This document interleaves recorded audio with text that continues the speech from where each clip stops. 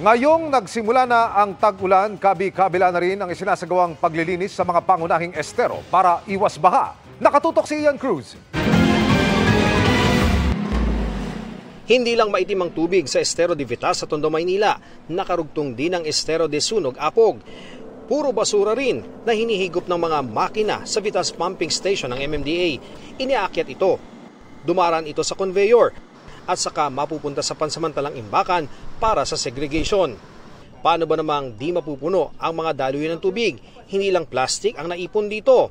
Meron pang gulong at plywood. Pati nga mga upuan, walang habas na itinatapon sa estero.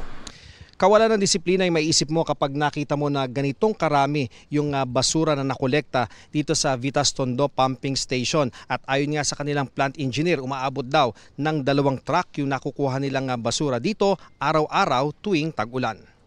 Mula pa 2022, sinimula na ng DPWH sa tulong ng World Bank ang rehabilitasyon ng Vitas Pumping Station. Mula sa dating 32 cubic meters per second na kapasidad, kaya na nitong humigop ng 42 cubic meters per second. Ngayong pumasok na tag-ulan naman, unang magagamit ng sabay-sabay ang 5 bagong pump ng istasyon. Lahat ng basura po maahon. Kasi po ang natin, kailangan po kasi pagka nagpaandar ng pumps, continuous po yung pag-ahon namin ng basura. Para po yung pagbabara dito sa screen, maiwasan po.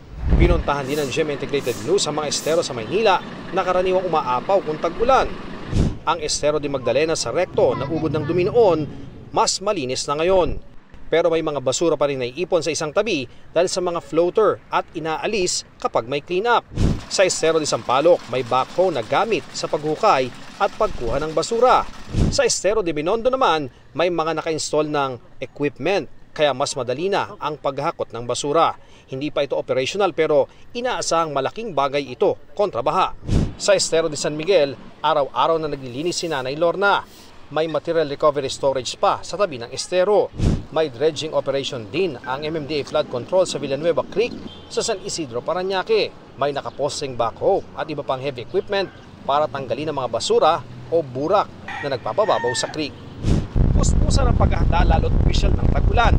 Ayon sa Pag-asa, asahan na ang mga pag-ulan sa susunod na linggo, lalo na sa western section ng Visayas. Maging updated po tayo sa i-issue ng mga warnings ng Pag-asa. Hanggat maaari, magkaroon tayo ng go bag or emergency bag kung saan nandoon yung mga mahahalagang gamit na pwede nating hugutin or kunin anytime. Para sa GMA Integrated News, Ian Cruz, Nakatutok, 24 Oras.